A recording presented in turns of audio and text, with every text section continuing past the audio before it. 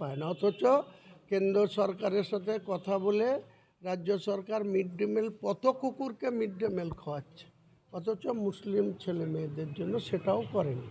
এইসব মিথ্যাচারের জবাব আগামী দিনে শুধু নোটিফিকেশনটা হতে দিন, কারণ যতক্ষণ নোটিফিকেশন না হবে রাজ্য প্রশাসনের এই যে অনৈতিক কাজ, মমতা ব্যানার্জি নিজে একজন তার সংস্থাকে ছাড়াতে চলে যাচ্ছে, তাহলে তার যারা বিরোধিতা করবে তাদের সঙ্গে কী আচরণ করবে, তার জন্য বিজ্ঞপ্তিটা হতে দিন, তার আগে অনেক কিছু দেখতে পাবেন। ফুরফুরা শরীফের সমর্থন কি আপনার দল পাবে, আপনি পাবেন?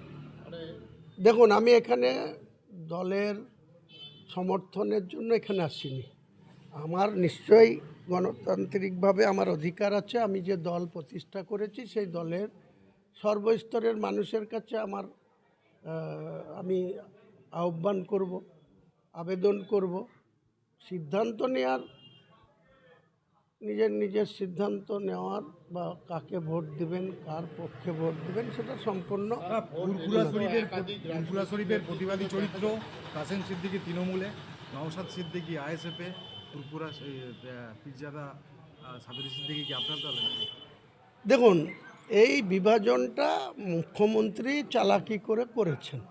ফুরফুরা শরীফের পীরজাদা বা এই পবিত্র স্থানের যেনারা বসবাস করেন, যেনারা উত্তরসূরি, তেনারা একটা পরিবার ডাইরেক্ট পলিটিক্সে আছে, বাকি তোহা সাহেব থেকে শুরু করে ওনারা তো, ওই কাসেম সাহেব তো ওনাদেরই সঙ্গে ছিলেন।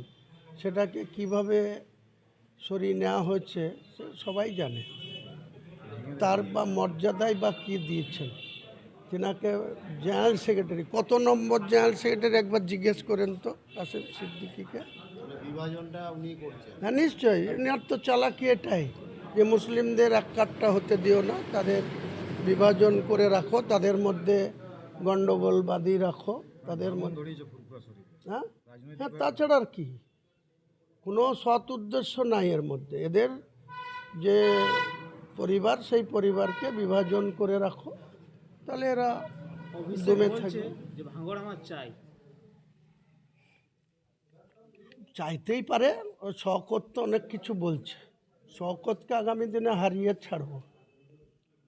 শওকতের সমর্থন করে, হ্যাঁ নওশাদকে সমর্থন করে, হ্যাঁ, নওশাদ আমরা একসঙ্গে লড়ে হারাবো ওকে।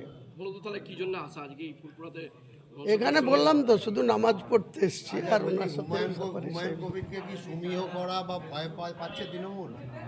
বলতে পারবো না, হ্যাঁ, ওনাদেরকে জিজ্ঞেস করুন। না, আপনি কি বলছেন, মানে কি সেরকম একটা আমি কাউকে ভয় পাই না, আর আমাকে কেউ ভয় পাক সেটাও আমি চাই না। রাজনৈতিকভাবে আমি আমার যে দল করেছি, এদেরকে হারানোর জন্য যারা যেসব রাজনৈতিক দলগুলি চায় যে এই অত্যাচারী বা দুর্নীতিগ্রস্ত তৃণমূলের সরকারটার পতন হোক, যে কেউ আমাকে ডাকলে আমি তাদের কাছে যাব, আমি ডাকলে তারা যদি আসে, আমার কোনো অমত। আপনি বিজেপির সঙ্গে যাবেন? বিজেপির সঙ্গে, বিজেপিকে ক্ষমতা না আসতে দেওয়ার জন্য আমার দল, আর এই দুর্নীতিগ্রস্তদের পরাস্ত করার জন্য আমার দল। কংগ্রেসের সঙ্গে কথা হলো কি? এখনই বলবো না, সময় কথা বলবে। 1 ফেব্রুয়ারি কলকাতার ব্রিগেড ময়দানে দেখতে পাবেন কে থাকবে।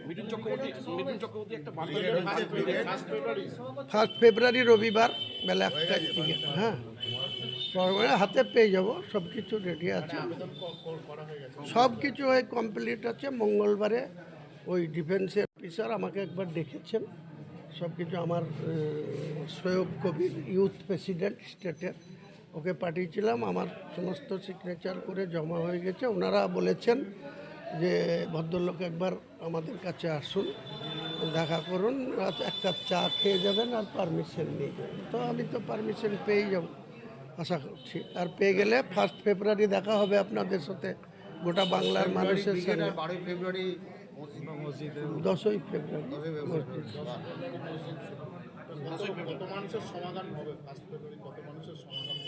আমার টার্গেট 10 লক্ষ। এখন কত হবে তো আমি গুনতে পারবো না, আপনাদেরকে গুনতে হবে ক্যামেরা। চমক থাকবে যে নিশ্চয়ই থাকতে পারে, নিশ্চয়ই থাকতে পারে। একাধিকবার আপনাকে দেখা গেছে যে আপনি যখন কি করে ইস্তফাতে করবেন? এলেন বলছি এবং যে- পাশাপাশি যখন আপনি ব্রিগেডে গেলেন সেখানে গো ব্যাক শ্লোগান দাদা বলছি 2 তারিখ থেকে মাধ্যমিক পরীক্ষা, 2 তারিখ, 1 তারিখে মিটিং করবেন? হ্যাঁ 1 তারিখে মিটিং করলে কি আছে, সে রবিবার আছে।